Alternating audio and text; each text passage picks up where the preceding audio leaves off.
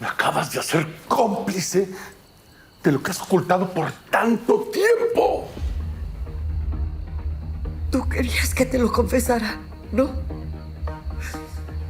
Y no puedes revelarlo, porque fue en secreto de confesión.